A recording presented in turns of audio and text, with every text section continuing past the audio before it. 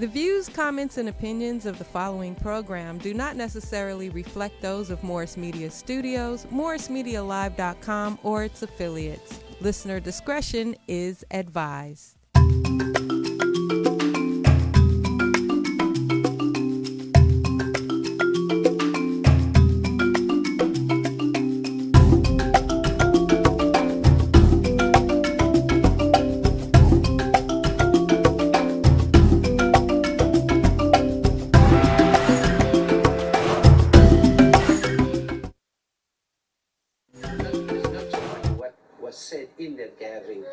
Why that gathering takes place.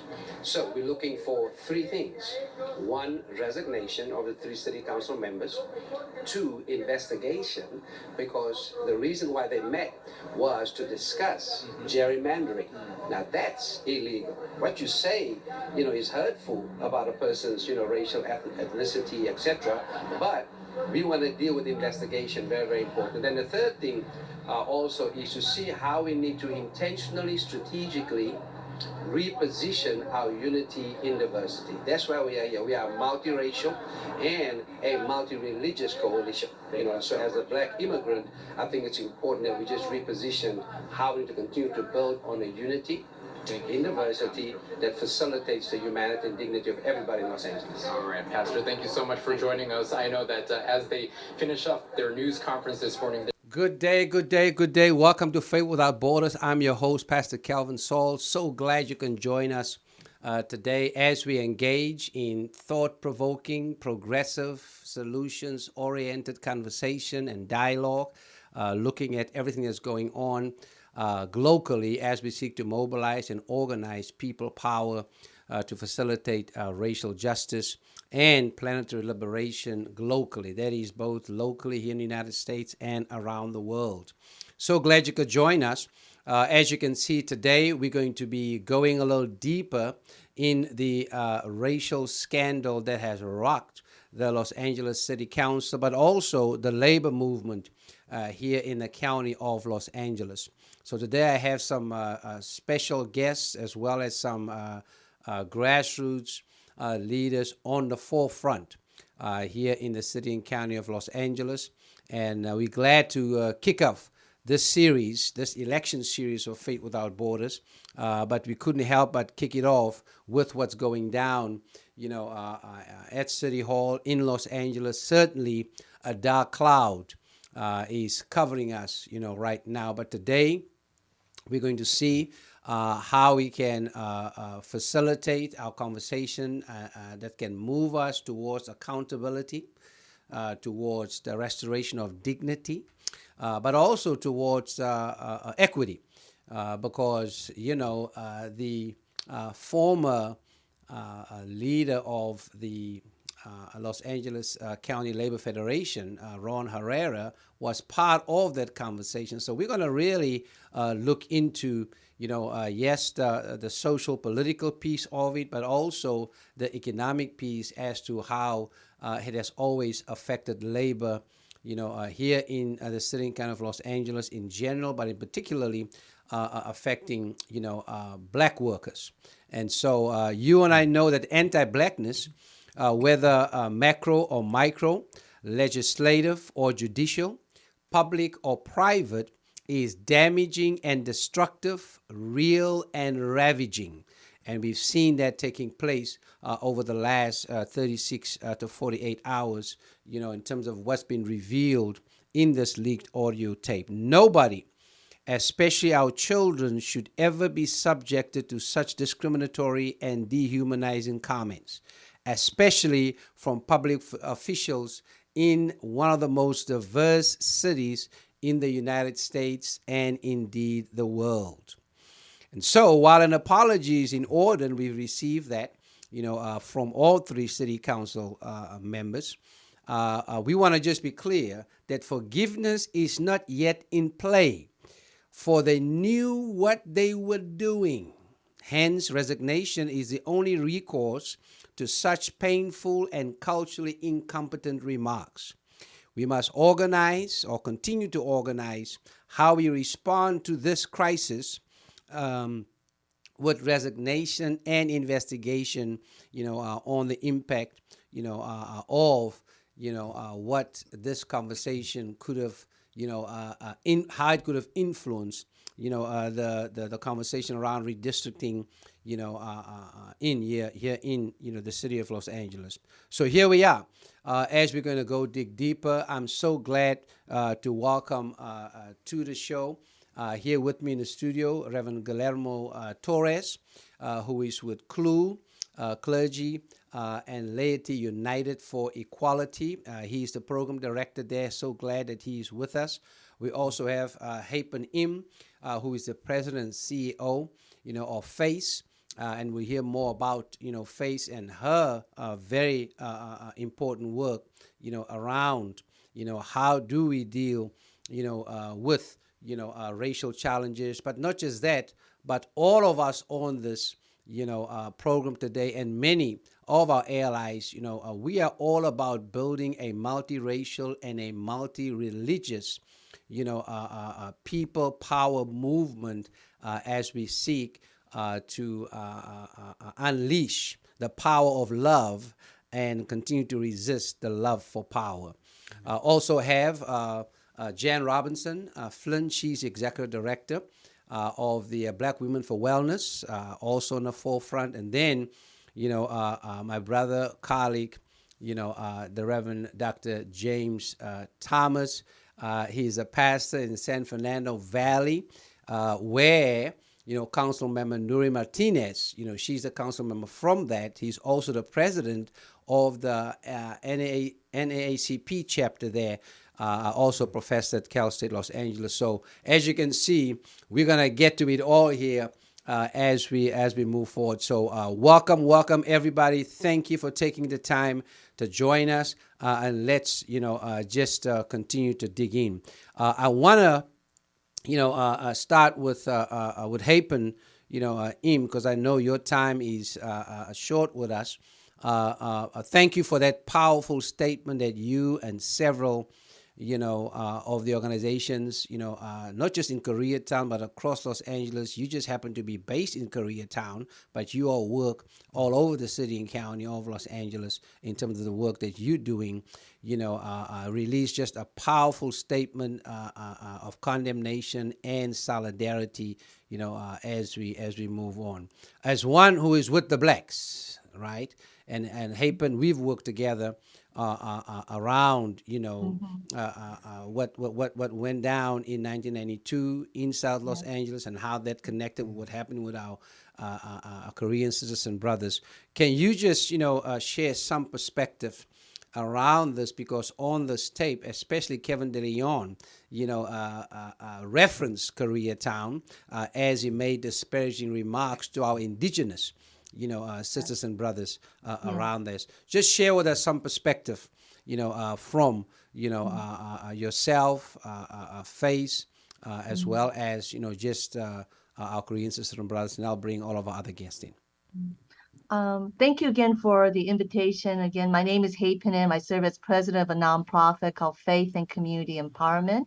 And we've been around 21 years, and a big motivation for starting and doing the work that we do is twofold. As Christians, we really want to bring the light of God into the broader society by equipping pastors to be impactful in all the services that they already do. The second piece is really our experience from the LA riots, where our community was really depicted in such a negative light, and really pitted our community against so many other communities, particularly Korean and Black community. And on that journey, I have to say that, some of my greatest mentors that have allowed myself and our organization to grow have come from the African American community. And yet there were times when they would make disparaging comments.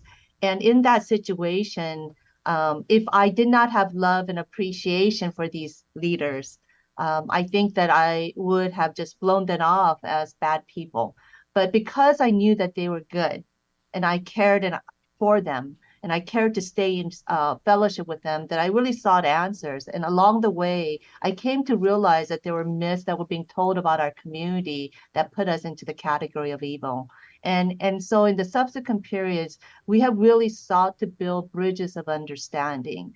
And I am so grateful, whether it's Reverend Kelvin Sauls or Reverend Mark Willock, Dr. Barbara Williams Skinner, Naji Ali, Bishop Almer, so many others have come along to stand in solidarity. And so when I did hear of the tapes and the disparaging remarks about the African American community, about the LGBTQ community, even the Asian community, and the indigenous community, it was just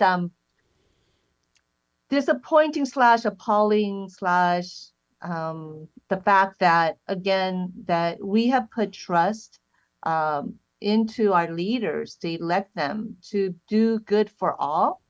And yet so many of these people that make up the city were just thrown aside and to be used and picked on in a way like a bully. And that was something that was, again, not acceptable, revolting, to call someone to look like a monkey. I mean, just ugly. It just are very inappropriate words.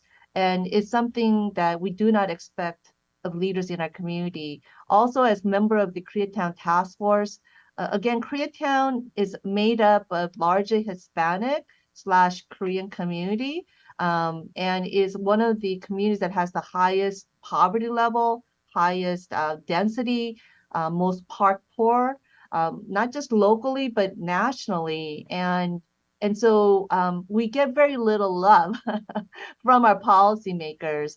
And yet, to see our council president, who I've never seen join in any of our events in the community, and yet she was tossing Koreatown as some commodity or some lapdog that, she was just going to use and abuse for her political favor, was, again, very appalling and as such. So again, at the end of the day, I think that for all of us, it is very easy for us to default into thinking very small and to thinking of just whatever clan that we associate with, whether we're female, male, some ethnic minority, some religious group. I think, again, it is very human to fall into that place. And when we also gain power, and we're leaders in this room, again, it is very easy to default into being lured into that power where we think we're invincible. But, I read this verse that I thought was very appropriate today. It's from Philippians 2:3 that says, "Do nothing out of selfish ambition or vain conceit. Rather, in humility, value the others above yourself." And I think that in just my journey, with especially leaders from the African American community, but I could say about also leaders from the Muslim community and so many others that are others, that I've come to really, again, have great love, respect, appreciation. But it started from a place of where we felt this disconnect.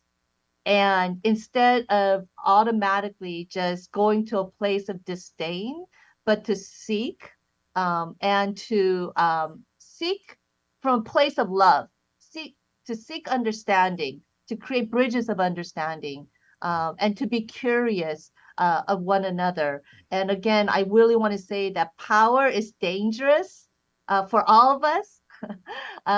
But again, to remind ourselves, again, that this power as leaders would have been entrusted for us to do good.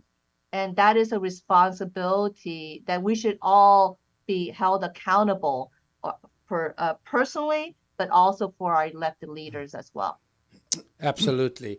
I mean, the key for us is how do we, move from apology to accountability. That's very, very important. And, a lot's been said there about, well, why can't we forgive? Why can't we forgive? Why black folk always got to be the first ones to forgive?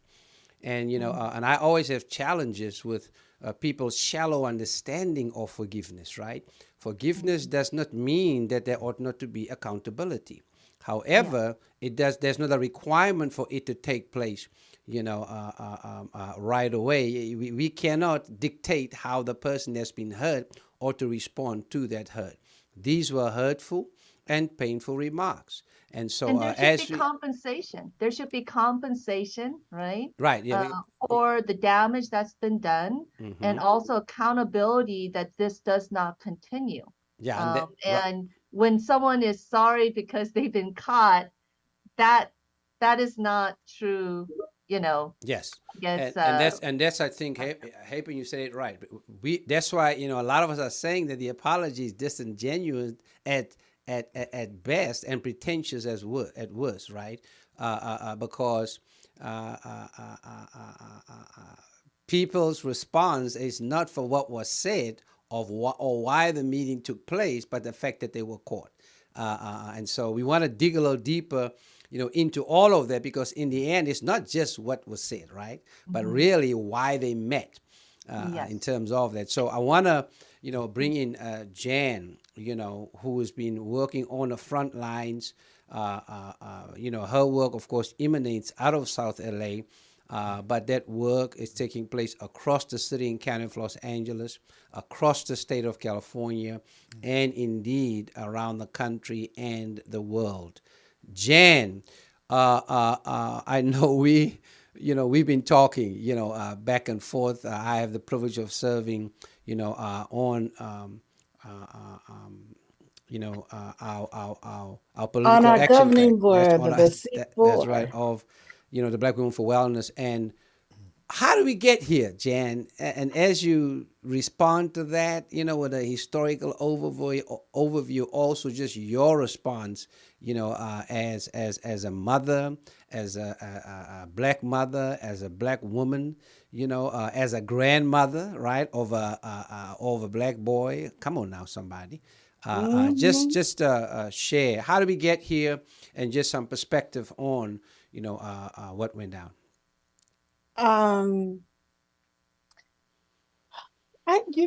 This country has a serious issue with racism and is unwilling to unpack the racist roots and do any type of healing around that racism. As a matter of fact, it just amplifies it.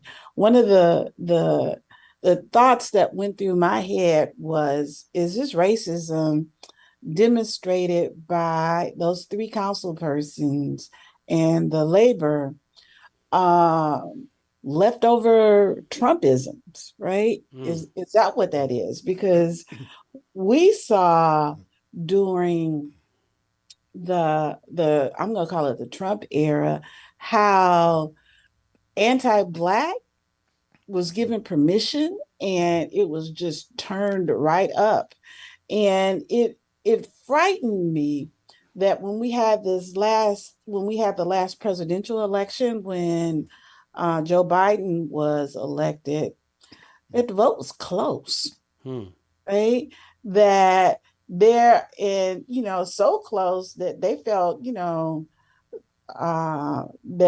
the election was stolen, and made a move on the Capitol on January 6th, and still debating on that. And I think what we have now is like a tyranny of the minority, but that's another story. I'm gonna go back to this issue of accountability and power, and say that the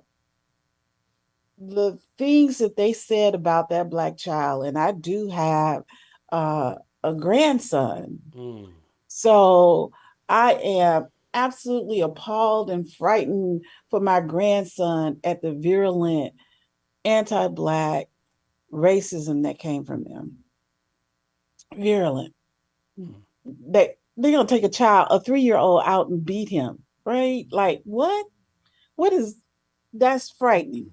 But let's get to some of the other stuff that came through or came out from that conversation.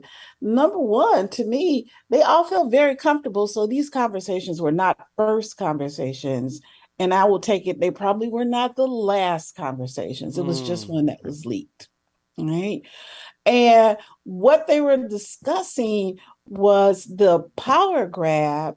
And I'm going to say of unprogressive, undemocratic, white considered Latinos. In Los Angeles, Black Women for Wellness Action Project, Black Women for Wellness, many of our organizations work diligently. We work hard at building bridges, creating connection between the multicultural place that Los Angeles is. It's one of the things I enjoy about Los Angeles, that multicultural aspect, not meaning that we blend it all in so it becomes bland, but everyone gets to stand in their culture, in their identity, and be who they are. Well, they were about taking away the power, not only of Black folks in terms of disenfranchising us, but disenfranchising renters, right? Disenfranchising Indigenous people. So they were about themselves. Los Angeles is pretty much unaffordable at this point in time. You don't live here already, it's going to be difficult to find a place to live that is reasonably affordable. The average rent for a one-bedroom apartment is $2,000 and up. And they actually talked about, it made me think that they are in the pocket of developers, the way they talked about renters and the way they talked about holding the councilwoman Nathaya, I'm not sure about the first name, Nithya, on the fence. So she couldn't accumulate power to be of assistance to renters and houselessness, right? And that is the issue that she was elected on. And the issue that they are like trying to keep her on the fence so she cannot gain footing on that. So they talked about, and we have to really talk about this, about redistricting. Yep. And if we think about those maps, and one of the things that has been called for that we're looking at right now is a Department of Justice investigation into decisions and how those decisions were made about redistricting.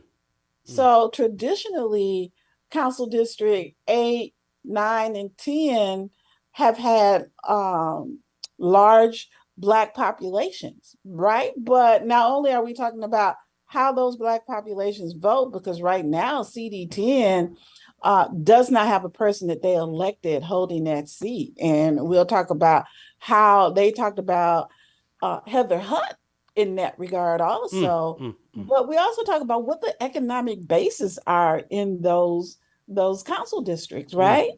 And how people are being displaced out of those council districts. I work in Leimert Park and look at how Leimert Park is transitioning. I look at how USC is encroaching farther and farther out into the community. From when I went there, it is encroached a heck of a way out into the community. So they were looking at, how do we disenfranchise? How do we erode economic bases? How do we keep Los Angeles unaffordable for folks, moving here? They're looking at really not only impacting the community, but impacting the ability of the other council people to represent their folks, right? So that power grab, I need resignation. It absolutely has to be some accountability.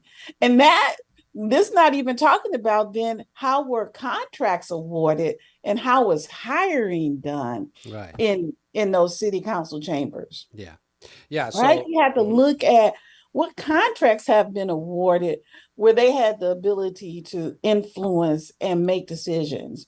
We have to look at the commissions, who's sitting on those commissions, who make decisions about oil drilling and where we get to, or where we get to protect our homes and spaces from oil drilling impacts. Mm-hmm. There is so much power that they were accumulating, and who's pulling their strings that needs to be examined. Yeah, no, absolutely. You're right about that. And I mean, part of all of this is, the disease, as I call it, of course, racism and just the poisonous, progressive plantation politics, right? Los Angeles is supposed to be such a progressive, city, but truth be told, right? We dealing with so much marginalization, in this, a place that is set up to be a place, that ought to celebrate and affirm, people's dignity, and humanity. I mean, at the outset of the American experiment, of course, has been discrimination and dehumanization. It has been disenfranchisement and marginalization, but also displacement. And it all comes together, right, in this particular, conversation. So one ought not, to be lost on the fact that, internalized racism is real. And let's not forget the classism aspect, of this. I want to bring in Reverend Dr. James, Thomas. He's a pastor of Living Wood Community Church in the San Fernando Valley, professor of Pan-African Studies at Cal State Los Angeles. He's also the president of the San Fernando Valley NAACP, and with me, co-founder of the Clergy for Black Lives Alliance. Pastor James, you are in the district of the former council president, Nori Martinez, who's now taking a leave of absence. And of course, we're trying to change those words around to see if that absence, can be permanent, right? And it's not just a leave, but actually, that she should, her absence should be permanent around that. I mean, let's, it is about, of course, resignation. It is about investigation, and Jan, and Hypen framed it beautifully. But let's do a little bit more excavation, all right? In terms of, you are in her district. I know we talked with Pastor Eddie, who's part of Clergy for Black Lives Alliance. He was one of the commissioners on redistricting, and he shared, just some of, her divisive, disrespectful, and destructive behavior, during these, redistricting meetings. I mean, give us a little more info about, who, the former, who she is. Yeah, well, who she is. I will say two things. One directly impacts the NAACP. We did a bid, not under my leadership, but under former leadership, for office space. As you would know, and I say this everywhere, if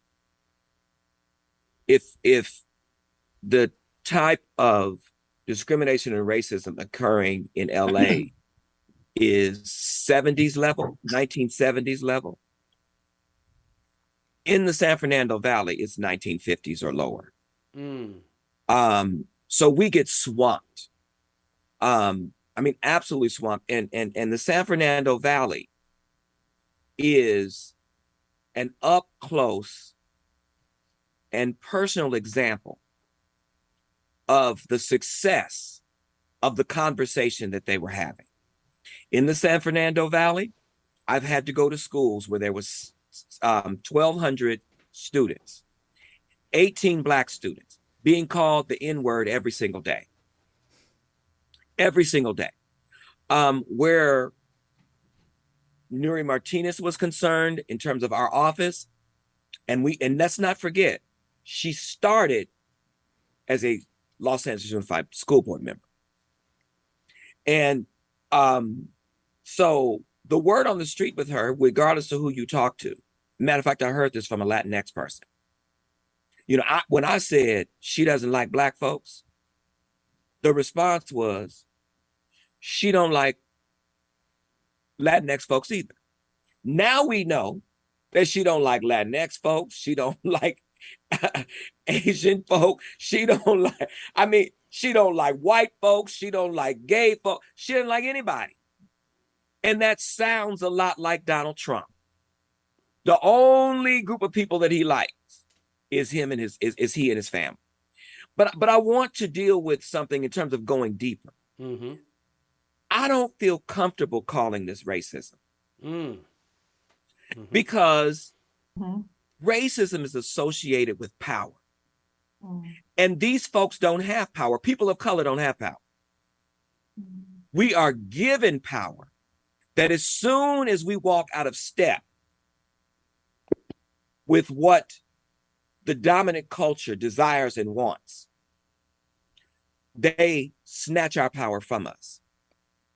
No amount of education, no amount of money will ever make us powerful. We saw this with President Barack Obama, the most powerful man in the world, in the free world. Couldn't even choose what color suit he was going to wear. Didn't have the power to say from his heart that Trayvon Martin could have been my son. Could not fully defend his mentor and professor when he was racially profiled and mistreated by the police. Had to retreat and then have beer with the officer that was responsible for it.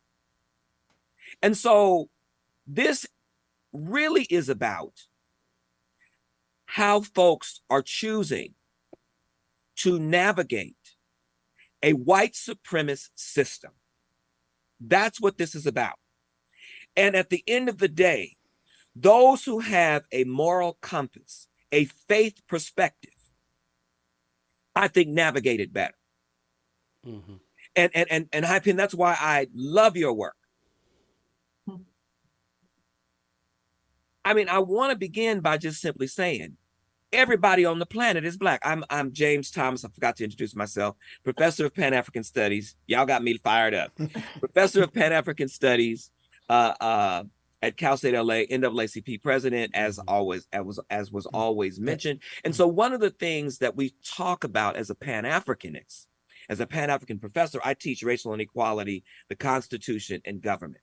So this is right in my wheelhouse, right? Mm-hmm. But we start our discussions before we get to the Constitution, before we get to racial inequality, we start with the fact that everybody is Black.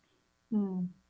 All of humanity started in Africa, and we have the DNA proof for that. That's the first thing. We also then move to the fact that race is a social construct that was created to make the institution of enslavement more effective. Started in Virginia. And so then we talk about when we introduce the Constitution, we don't introduce the United States Constitution, we introduce the ancient African Constitution, or the rights for ancient Africans. And in those rights, it is discussed all people should have a place to live. All people should have land that they can use to provide for themselves. The land doesn't belong to anyone. This is where we began. Mm-hmm. You know, that royalty in the African tradition has nothing to do with wealth, but has everything to do with character, everything to do with morality. And so this, in no way, this is not about these four people. It really is not. This is about a system of white supremacy, and what these four people represent is the fact that they too must worship at the altar of white supremacy if they are going to occupy positions of power. Mm-hmm. White supremacy takes no prisoners. You will either do its bidding or you will be gone. Yeah. And so these are four folks who, because of their political careers and their desire to sustain them, They sought to do the bidding of the white supremacists. And I think we have to make sure that that isn't missed. This we are doing, and I mentioned it, we are revealing a Black campus climate study at Cal State LA on Friday at 10 o'clock. And we talked to students, staff, administrators, and faculty. All of them talked about white supremacy and anti-Blackness and how it impacts them. Well, that's one governmental institution. That's higher education. Well, the truth is that culminated in the brutal removal of Dr. Melina Abdullah. Well, Kevin De Leon was in that room. I was the other professor. I wasn't removed, but had I not complied, I would have been in front of my students. And I didn't want them to see that or have to experience that. And so my point is that what was clear about what happened at the Pat Brown Institute was they thought it was okay to have a mayoral candidate debate without one Black person there except Karen Bass, the candidate, and I think it was Jim Hill who was the facilitator. Not one Black person. And then the two that were there were brutally removed. And when I approached the door, a white lady jumped from the table. I didn't even get in. She didn't get a chance to know who I was. I didn't get a chance to explain that I was a professor. She jumped from the table, ran to the back, and a police officer, a San Gabriel police officer, approached me and started screaming at me saying, "Get out, get out." Myself and my class was behind me. What is my point? My point is, how is it possible that people would think that you could have a mayoral candidates forum and have no Black people there and seek to eject all the Black people that you see, professors, both professors, unless you have this ideology, unless you hold the ideology that has now been exposed in City Hall. You know, I want to Please jump in. Well. Thank you so much. I want to kind of say that I like the way you said that maybe it is not about racism, although it's everything about racism. I know that as an Asian American, we've been in so many rooms where our presence is completely invisible. And so I think that minorities, perhaps maybe it's not racist power, but we do all have power. And at times we tend to all be guilty. And I think for me, in hearing these leaders, and some of them, they were there and being complicit, or at least came across as being complicit, was a good reminder for me to be humble and to be able to not hang with those who may be considered evil, as just as in the Bible, right? But in addition, to have the fortitude and the vigilance, the awareness to step in, to talk, and not let things slide. And I think, again, I do have some empathy in the sense of that when your boss or people who have power, who have goodies to share, are saying things that you may not agree with, that it is so much easier to just let it slide. And in your head, you might be saying all those things, but that there are consequences of not speaking up. So I do want to put that out there. And you're absolutely correct. And we're seeing that, and I think we're really seeing that. I mean, we've seen that with Clergy for Black Lives. Whenever we are unapologetic, we don't get pushback just from white folks. We get pushback from establishment folks who are tending to the plantation of white folks and white supremacists. Right. I think Pastor James, I mean, the two of you are absolutely correct. And one has to distinguish between, of course, individual racism and institutional racism, right? Just like there's individual power and institutional power. But I think what's in play here is, you and I know this, is internalized racism, right? In terms of how we basically, as Paulo Freire puts it, embrace a pedagogy of the oppressed. You named it, Pastor, Thomas, and then begin to do the bidding, of the oppressor, around it. And so I think it is very, very, and there are several, there was a powerful op-ed in the LA Times, about this. And I think we have to just be aware of this, that, the experiment of white supremacy in the United States that goes with, what we call,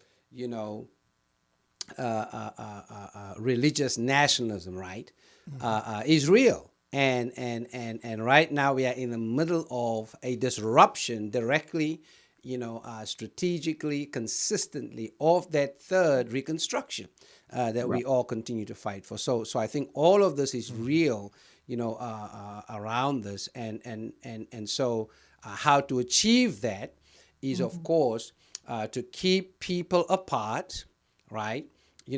Teach them narratives about each other, and then through that facilitate hatred. That's what apartheid, is all about. And so we are seeing, right, the jure introduction again of a form of apartheid, right here in South Africa. And as a South African here in the United States, and a South African, I can certainly attest to that. It's been, de jure, right? No, it's been de facto, but it's more and more there's a push for it to be, a de jure, especially as it comes to voter suppression around I really that. want to emphasize. Let me finish, because I want us to get to, just the narrative being put out there around, the racial divide. All of us sitting on here, we are aware of that racial divide, but we are very, very intentional, around how do we intentionally, courageously, and creatively build multiracial and multi-religious coalitions and alliances. Not just build it, but bridge it, right? Because you can build it, but then you can build the bridge, but at some point you got to cross over, that bridge. And to do it in such a way that nobody has to sacrifice their humanity, nor their dignity. And I want to bring in, Reverend Guillermo Torres, because he's been working with us on that as a Latino pastor, and we have several that's a part, of our work that we are doing, in this multiracial, and religious, coalition building. And so when we gathered at City Hall, yesterday, the third, press conferences we had, because we had one with Cedillo, at City Hall on Monday morning as part of, acknowledging and commemorating Indigenous, Peoples, Day. And then 11 o'clock, we gathered, as religious and civil rights leaders at Bethel, Baptist Church. And then yesterday, we gathered again, and there will be more gatherings. So I want to bring in, Reverend Torres. These, of course, are three, Latino leaders, and clearly, they have been conscripted to utilize their power to engage in division, in destruction, and then in deception, of course, around that. Can you just share some perspective, for us, if you will, around, as a faith-based organizer, which is, who you are, and we are there together. Just give us some perspective around how this is playing, in our Hispanic, Latino communities. Torres? Excuse me. Thank you, Reverend Sauls. Well, it was very painful, and disgusted with what I saw and what I heard. And it was not just three Latino leaders, but actually Latinx leaders, but actually four, that exposed this out of the darkness into the light. But this has been happening for such a long time. The indifference to the dignity of another communities or other communities. And it's not just in the arena of politics that have been indifference to other communities, but also in the arena of economic justice. Reverend Sauls, as you know, through our Black and Brown Clergy Coalition at CREW, we've been doing a lot of work around this for a long time. We gone to City Hall. We spoke in truth to power around this, that this has manifested itself for so long. Just to give you some examples, and I always use one of these examples when we used to go to City Hall in council hearings to talk about the construction trades and the jobs in those opportunities, how much when you went through any big construction project around downtown LA, how many Black workers did you actually see there at those construction jobs?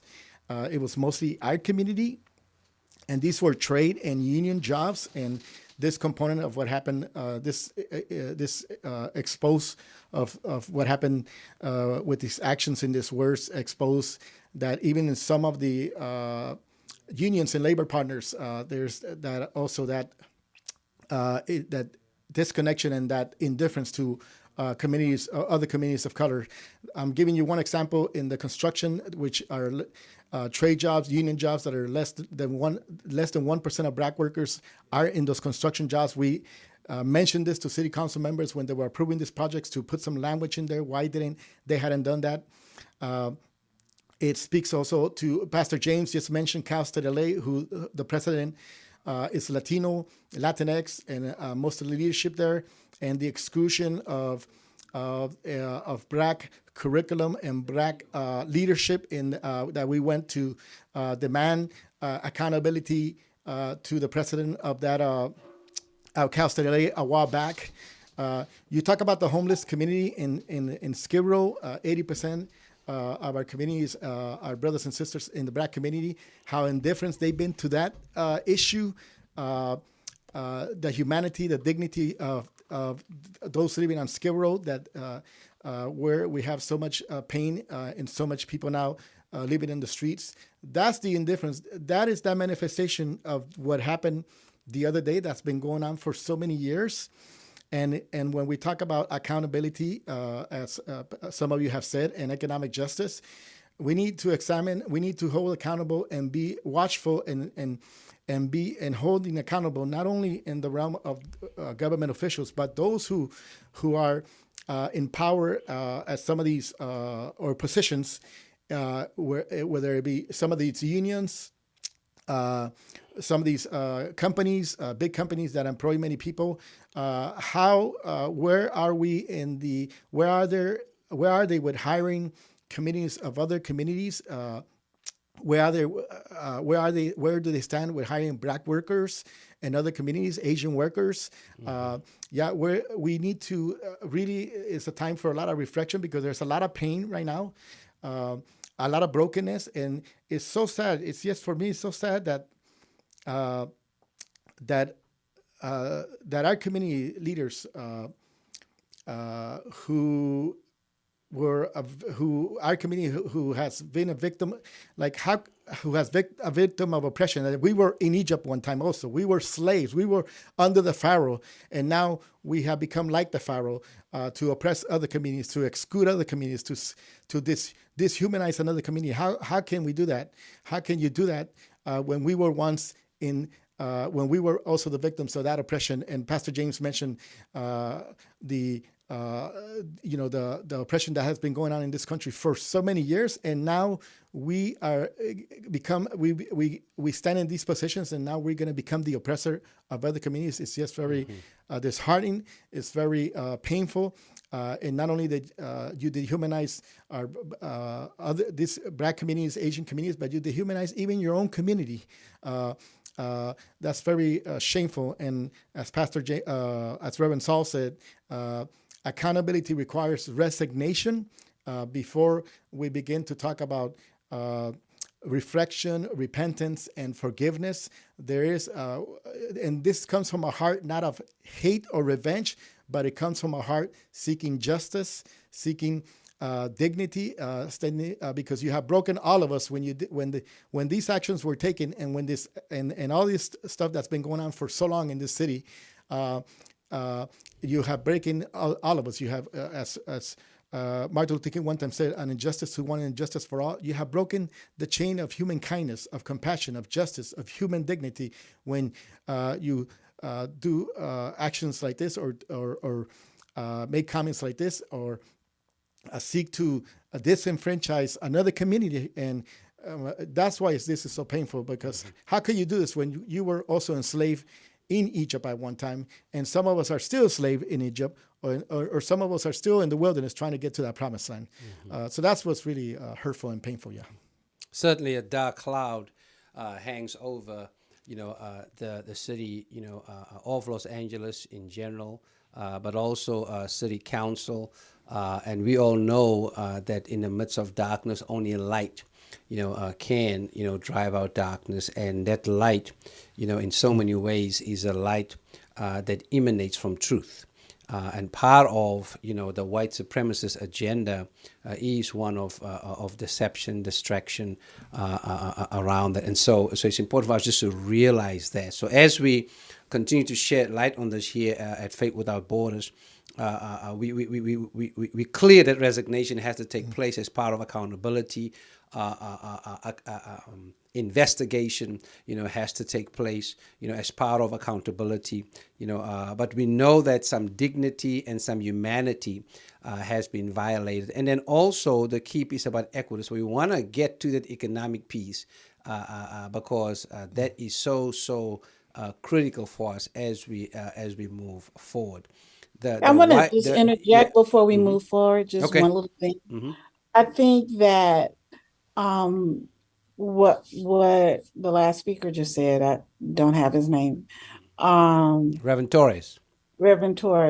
I think the part also that we need to make sure we talk about is the betrayal, which is why it hurts so much, because we thought that at least some of these folks were, understood, that they had some insight, that they had some wisdom about the work that it takes to build these relationships between our communities.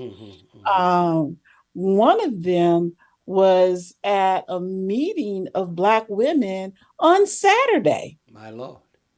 On Saturday. And, so it's like you expect your enemies to do what enemies do.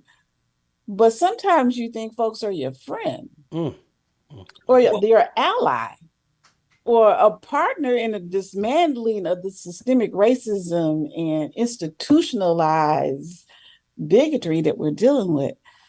And that's not what we thought of them, which makes that hurt, I think, that much sharper, much more painful. Yeah. Let me add to that and make that personal. Absolutely, but Pastor James, before you go, I want us to transition to investigation, because what folks say can be painful and hurtful, but this investigation, I think, we want to amplify that, because that will really deal with why they met and what occurred around the gerrymandering. Jen touched on it some. So as you share around that, if you can share that, but I need you to connect it with why this investigation that we are calling, that the state attorney general, has to launch yesterday, in terms of what's been going on because of these, maps, redistricting and just how that whole process is set up here in the city of Los Angeles. So if you can connect those two, I would appreciate it. Yeah, I certainly will. But I did want to just point out, in terms of the individual and personal hurt, I did the eulogy of one of those persons' wives almost 30 years ago. So imagine, I went through the pain of that loss. I struggled for the words to speak at the memorial service. And then this. Right. And so I just had to, this runs deep. Right. Yeah, indeed. And so I just had to mention that. Now, when we talk about, the first thing that came to my mind, even in terms of an investigation, is will this be them investigating themselves? How do we know? Well, let's talk about what kind of investigation, Pastor Thomas, would be just and fair and move us towards accountability, transparency, and restore the integrity, of what needs to be going down in City Hall, but also in general with all of our elected officials. If we want to have a vital democracy, multiracial democracy. I would say, and I'm not trying to push my organization, but I am trying to push my organization because they've done this. I would say that this investigation should be turned over into the hands of the NAACP legal defense team, that they or that a cadre of, almost like a Christopher Commission, comprised of leaders from the very communities that were assaulted by their words, that there would be funding for them to do this investigation, and that the investigation could be overseen by the Attorney General. But at the end of the day, this did not, if you look at the way that Black folks have fled Los Angeles, you don't need these 4 folks to have said what they've said to know what was going on. And so while I understand that, but at the end of the day, we need something deeper, and we need people investigating this that we know we can trust. And we understand that there is not one government organization or entity in this state, well, very few, that could not find a way from benefiting from not taking a heavy hand on what has been going on, simply because of the numbers of Latinx folks in the community. What I think is hopeful, what is heartening, is that the Latinx community is standing up. Right. Indeed. That is what I think, and that's something that we always wrestle with when we have leaders of color, when we have Black leaders in positions of power. How critical should we be of them? You see what I'm saying? And so how do we hold them accountable? And so this is really a lesson in that. And so I would say that just moving forward, that we would strengthen our demands with, wait a minute, we need a Truth and Reconciliation Commission. Yeah. So I would, from South Africa. Yeah, as one who was born and raised in South Africa, I would want to amend it and say we need a Truth and Racial Justice Committee, because I think sometimes we jump through reconciliation too soon without dealing with the institutional aspects, that continues to facilitate racial terror. So, but then we can do another show. We can do another show on that at some point. But Jen, just a little bit more around this investigation piece, because I think we want to. I want to make sure we get some. Thank you, so Pastor James. Let me say that it is absolutely amazing the number of meetings that have happened since Sunday morning when this was leaked. I feel like there are meetings going back to back to back all over town about this, right?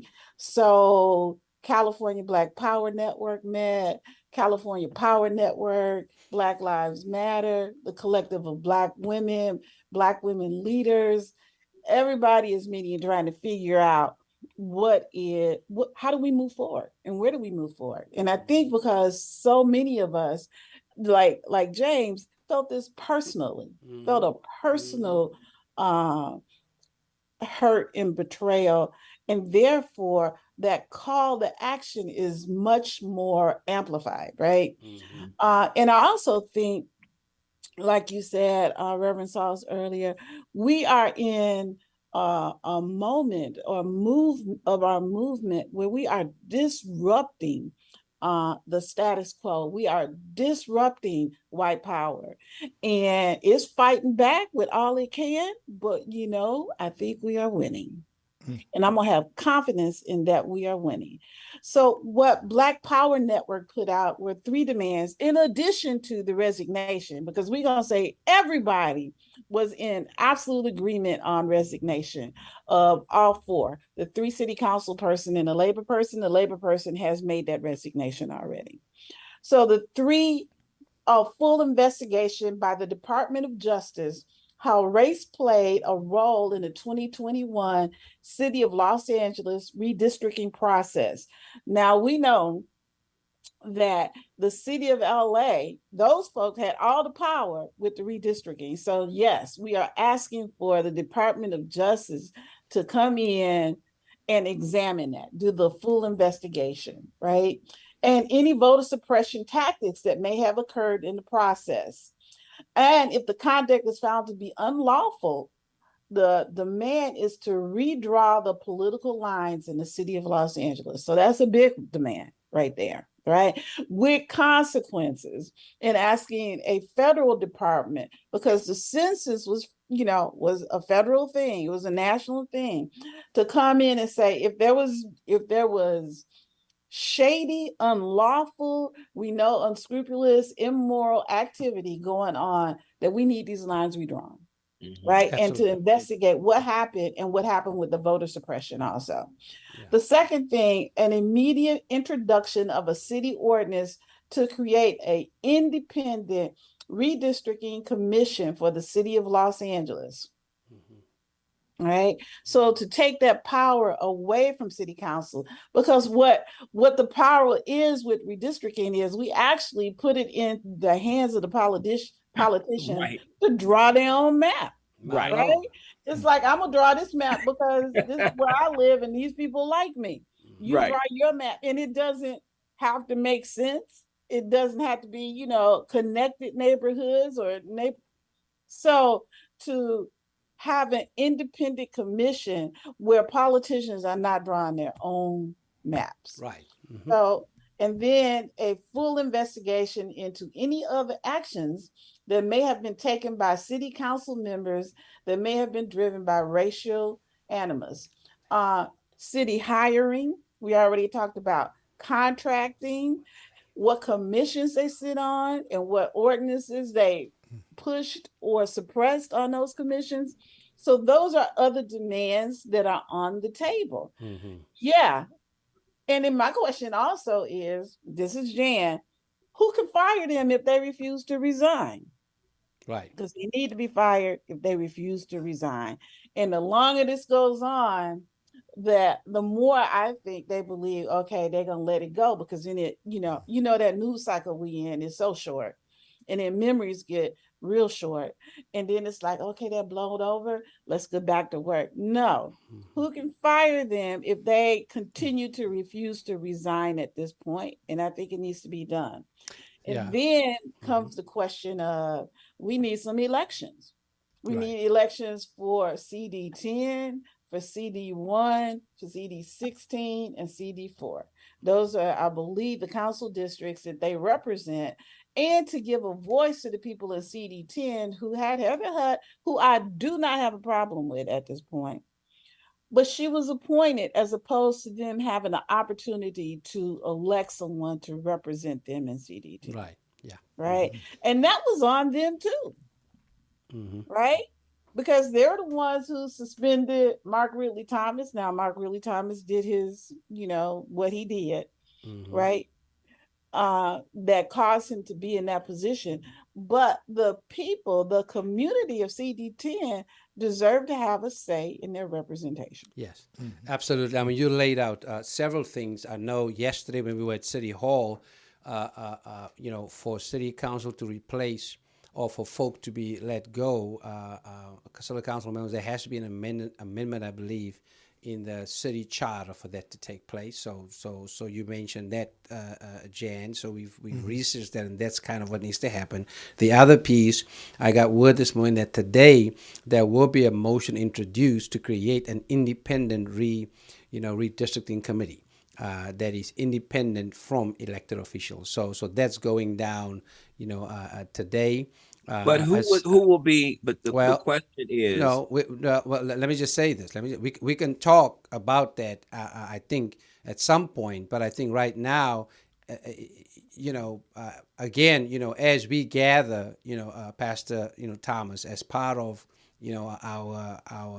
our Black, leaders group, where we have, all of our leaders there, that call that we had on Monday evening. I think that's where we can hash out, the details around, how the what should take place, but I think, just to make sure we put forth the what, I think is very, very important. And then, as Dr. Abdullah, Akili, and them convene us there, we can then go deep, in these particular areas.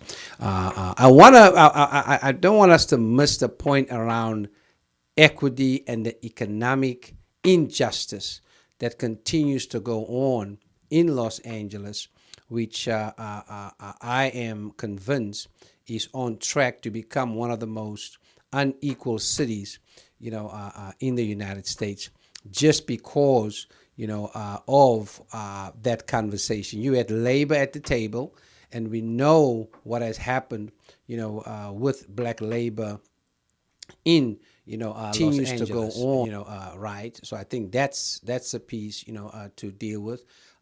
Clearly, the rent is too damn high in the city and county of Los Angeles. Yes, I did say damn. So how do we deal with, affordability, in such a way that it does not necessarily violate dignity and humanity? I think one can find a balance, for that. But this whole piece about, that's why we talk about plantation economics that's happening in the so-called progressive city and county that continues to disenfranchise, Black people, and other people of color, because everybody jumps in and want to get their piece of the pie, not even realizing that this pie has reached its expiration date, around that. So I want to just check in, to bring in that labor and that economic piece, because sometimes we miss that. We sure enough missed it in South Africa. That's why we're not going to get to, reconciliation until we deal with racial equity, in South Africa. And South Africa was, white supremacy in South Africa was correct in doing it there, because they've received and read the script from the United States. I mean, let's just be real about that. So let's get some thoughts around that particular aspect, as we make our way to, how do we continue to reposition, trust and rework unity and diversity, that amplifies humanity and dignity. I want to ask, Reverend Torres to maybe share a little bit about that, because of Clue's work with labor. And then, of course, bring in, I hope Hapen is still with us, but also to bring in then, Reverend Thomas, and Jan. But let's deal with this, this labor piece, that's very much, unjust, and discriminatory, towards Blacks in the city and county. I know you have worked on that. We've together worked on that, to deal just with, this deep sense, of marginalization when it comes to labor, and therefore income, and therefore economics. Yes, thank Ramsal. Yeah, it's. I think we talked about the construction, the invisibility of Black workers there. These are good-paying jobs, trade jobs. We have Big Ben. We've spoken to Herb Wilson one time's office. We went a coalition of Asian, Latinos, Black, Jewish, to speak about that. Then the Black Worker Center went to speak to them about that, about this issue. That's just the construction in the hospitality industry. I worked a lot with Pastor Donald, who was the vice president of inclusion there for Unite here at the national level, regarding workers in hotels and staple centers, places of hospitality and events. One example I give you, when they rebuild the what was formerly known as the Wilshire Grand Hotel, which is now the Intercontinental Hotel, the most luxury hotel in downtown LA. when they rehire workers and they had to hire new workers, they were supposed to hire 15% of the workers supposed to be African Americans. Out of 800 workers that they hire, they only hire 15 African Americans, less than 3%. And that's what we talked to Weston about. And that union is one of the only unions unite here. So I want to give them credit that they had that inclusivity in their contracts about hiring Black workers and other communities of colors that are oppressed when it comes to hiring and the hiring bias that exists, right? USWW, SEIU, when we were talking about we had to, they called us that they needed support because a lot of Black workers work in the security jobs in downtown LA buildings, and they were and they had gone from 80% to 50%. And these are union jobs, right? So there's a lot of good union people out there. There's a lot of good union leaders, right? But I think we need to have the discussion once that new elected County Federation of Labor person replaces sadly Ron Herrera, who had to resign because of his part of this equation of this events and these actions, that we as religious leaders and community leaders should have a meeting with labor, right? And should have a meeting not just with the president of the County Federation, but also to talk to other union leaders who are running some of these unions to see to give us the database about the workers that are part of these jobs, whether in the hospitality industry, construction industries, healthcare industries, city jobs that are union jobs, right? In many other industries, truck drivers, we had a case we were working with the Teamsters on this campaign by the harbor. There was a warehouse there, and the company was horrific against workers, but they used to have the workers come at 6 or 7 in the morning, form a line to see who was going to be hired that day. And the Latino workers, our community, were the first ones to get hired. The Blacks were the last to get hired, and the first ones to let go when they had to let go somebody. So that hiring bias, discrimination, it's you can see it everywhere in all these industries. Black workers missing, and other communities too. So we must. Not all, like I said, not all our labor partners might operate in that mentality that we saw just with this thing that just happened. But we want to make sure that there's inclusion. We want to make sure that that the dignity of every worker is, no matter what race they are, that they are part of this equality, income equality, not excluded, and to make sure that they are. Because if they're not included, you might as well exclude us. You're breaking the chain of human dignity. You're breaking the beloved community, right? So we want to make sure that we continue to address that because it has long been neglected and people have not taken action, including city councils officials and others who were in power positions to be able to make a change. Yeah, absolutely. I mean, last hired, first fired. In the Black community, we are acutely aware, of how that continues to play out even in 2022. We must seek a balance between, of course, inclusivity, equality, and equity. That's very, very important. Equity. I mean, the mere fact that Ron Herrera from the Los Angeles County Labor Federation was part of this conversation, basically, points to the fact that there's even something institutionally and structurally wrong, unjust about how that labor federation is even structured, right? And we've heard, folk talk about that, Pastor Thomas. I know Dr. Molina talks about that because she's a rep to the federation, right?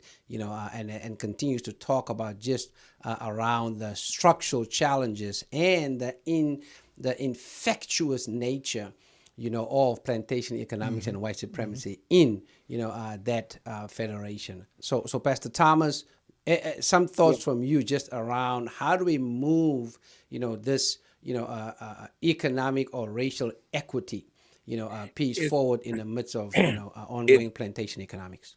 If you don't mind, I want to play something real quick. This is a message that I got this morning, and I because I think it is really important to highlight the fact that this is happening to real people. Let me play this real quick. 5, 6, 7. I'm calling because my employer has, they are violating my civil rights. Whenever I file some paperwork, they don't do an investigation. They only do it for somebody else. They leave all the information out. They just submitted me a letter of removal, citing all these things that I've done. But on my side, they didn't investigate anything, but they're firing me on the words of two people that only have less than 5 years. I have 28 years. They keep telling me that my voice is not credible, but yet these two people are more credible than I am without even investigating. I submitted several statements. They didn't even investigate it. They just didn't even. So I think you get the point. Yes, yes. You know, see, and that's the other just one of many calls. Yeah, that's just one of many calls. And he said he has 28 years with the company. These people have 5. There was another, you know, and this is the thing. What do you do? We can't handle the complaints that we get into the NAACP. There is no one to listen to people that are being pushed out of their jobs. There is no one. You know, when Black folks, and it is highly appalling. You know, we should do. I mean, there shouldn't be an organization in this city that doesn't have Black employees. There should not be one, but there are many. And many of those are government institutions, LA Unified School District. Now, I wanna recall a conversation because there's so many different dimensions to this. I asked a city council member, a Black city council member, why don't you all hire Black people? This is the response. We would love to hire Black, experienced, and I'm paraphrasing, and gifted people. We would love to do that. However, they won't work for us because they don't want to deal with the nonsense. And I'm saying, then stop the nonsense. What is the point? And this is what happens. We can't even depend on our own people to hire us. This is a problem, you all. So there's so many different dimensions. When we start, if we were to begin to hire our own people, many of us are afraid of the scrutiny that will come along with it. And so the first thing that we seek to do is to make sure that we reflect the diversity in this city. And that's great. But it's also often to the detriment of people who are desperate to make a living. The only Black community that is growing in this city is Skid Row. Every other place where you have Black people, there is flight. And so when we talk about economics, we can't just talk about, we have to also say, we have to stop the firing of Black people without cause. We have to put some teeth. I mean, they will always say, I filed an EEOC complaint. Well, what does that mean? You know, I need a lawyer, but you got to be able to pay for a lawyer. These are problems. I mean, it is so pervasive is that maybe there needs to be a public defender's office to deal solely with racial discrimination that impacts someone economically. That you shouldn't have to pay for a lawyer to defend you against a wrong committed by an agency that receives federal money, that has contracts with government. City money, contracts with city government or federal government. Mm-hmm. There ought to be some kind of way that everyday people just trying to do their job can have some protection. They also argue that the unions don't protect them. Now we know why. We've been saying, Black folks have been saying this for a long time. The union does, when we file a complaint. Now my union protects me, California Faculty Association. We're a social justice union. But Black folks have been saying for a long time, well, I filed a complaint with my union. They didn't do anything. They sided with the employer. Mm-hmm. This is what Black people have been saying for years. Right. Now we know why. Yeah. Mm-hmm. And so I would just say, as we seek to make this economic impact, that we understand one of our most important duties should be, let's make sure that Black people don't first lose the job that they have without cause. Mm-hmm. Yeah, indeed. So I think we have to realize, that racial justice without racial equity in so many ways, can become an exercise in futility. And we hear all about incrementalism. Well, incrementalism only strengthens the hand of the oppressor, right? In terms of that. As we move to closure, I want us just to talk about, there's this narrative out there, about, racial tension and division, that's happening. The four of us, and Jan had to run, who are still on here, we are deeply involved, in really, fighting against the apartheid, syndrome that seek to seep in, whether it's in our national politics or even right here as we see, in our local politics. How do we, continue to creatively, courageously, and intentionally build multiracial and multi-religious, and I should add there, multi-generational as well as multi-regional coalitions, you see, that can move us forward into a just and fair multiracial democracy. I'm going to ask each one of you, Dark Cloud is here, but we are people of faith, right? We can always face the rising sun in terms of how we need to move forward, be and become the light that leads towards, liberation, for everyone, beginning, with the least of these. So just your thoughts around how do we leverage this pain that we are feeling, leverage it into a path for new possibilities, as we continue to strengthen and expand our radical solidarity. I'm going to ask Hapen to go first, and then, Pastor Torres, and then we'll get to Pastor James. Hapen?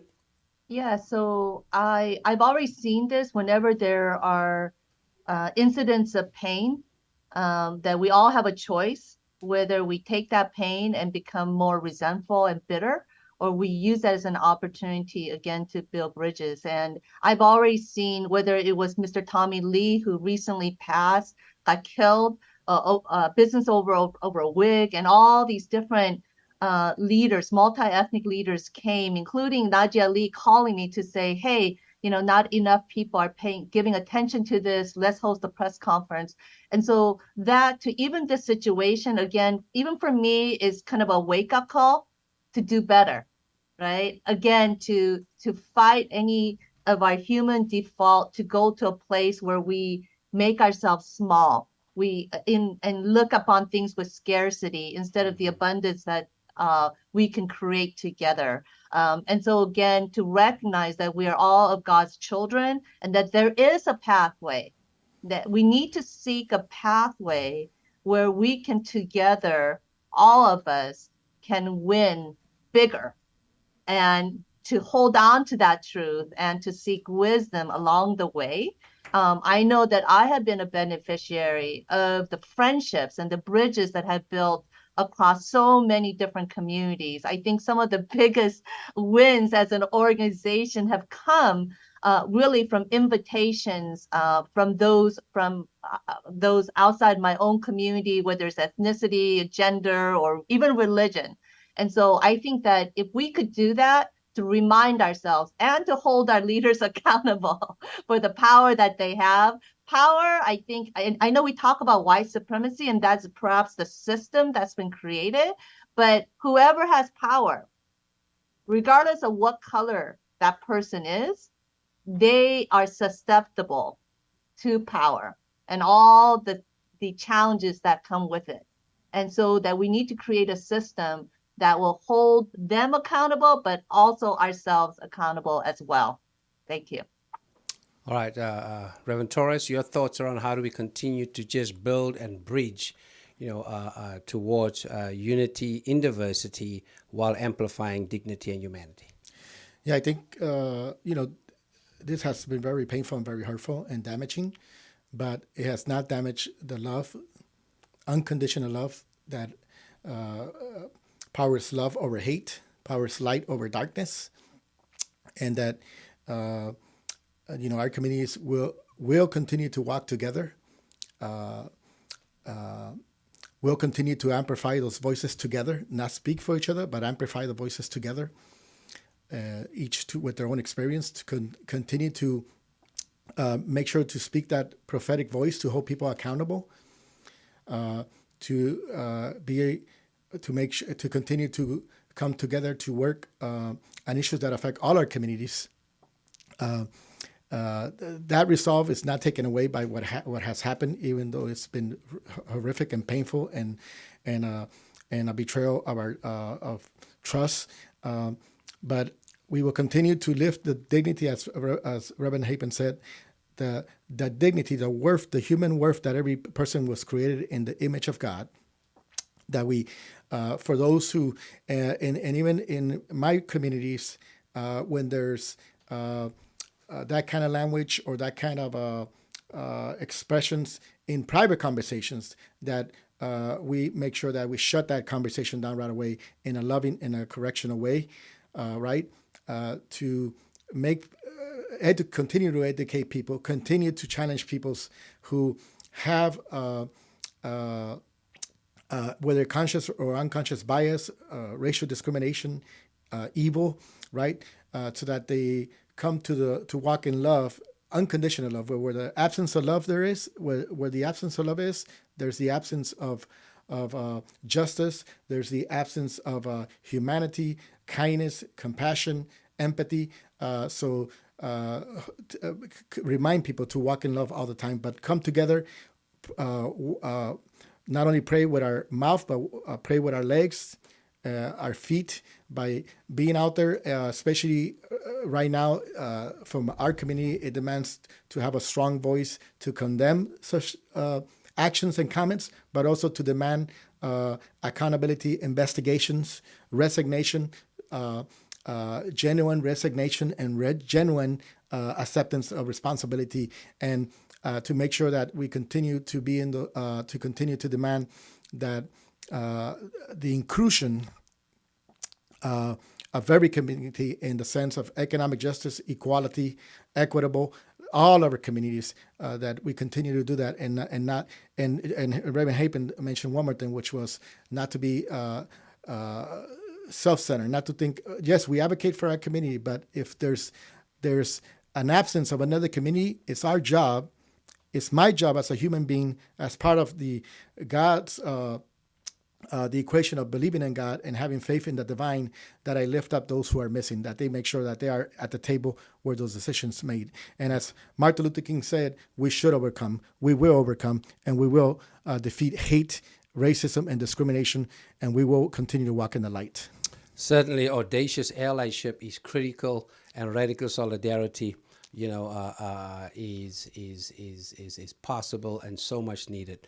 Reverend Dr. James Thomas, your thoughts around how do we continue, to build, unity and diversity while amplifying, dignity and humanity. Is Reverend Thomas still there? Yes, I'm here. I was muted. All right. Okay. Nobody can mute you, so you unmute. Hallelujah. They try. They just, certainly yeah, try. just your thoughts as we close out. I would say I'm thinking about a couple of things. I'm thinking about kind of the process of how this came out. In terms of this came out on Indigenous Peoples Day. And when I went to camp, I was on campus yesterday and I saw that they had all this stuff up. I'm like, what's going on here? It's some kind of celebration. Well, it was, I think, the LGBT awareness day or something. I don't know what it was happening at Cal State LA. But what I'm saying is that these are also two groups that were attacked. Right. Mm-hmm. In the midst of us trying to decide and pushing for reparations. I don't think we can talk about economic equity until Black folks get reparations. And I think that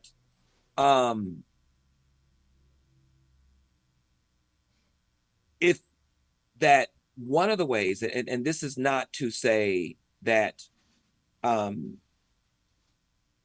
this is for Black folks to the exclusion of everyone else. That's not what I'm trying to say. But what I am saying is that Black people in their organizing have always been inclusive. And typically every battle we have won, mm-hmm. other folks have benefited from it, not us. And so I think it's time for the battle for Black life to really be lifted up and to be fought for by people who are not Black. And for those folks to demand that we be able to benefit from this fight in some way economically. Mm-hmm. We can't continue to ignore the strategic removal of over 600,000 Black people mm-hmm. and the implications of that. And we know why they've left, because they could not afford to live here. And so if we're not talking about reparations, there is a fight right as we speak for reparations. Mm-hmm. There is a new something for civil rights that has been funded by the city of LA.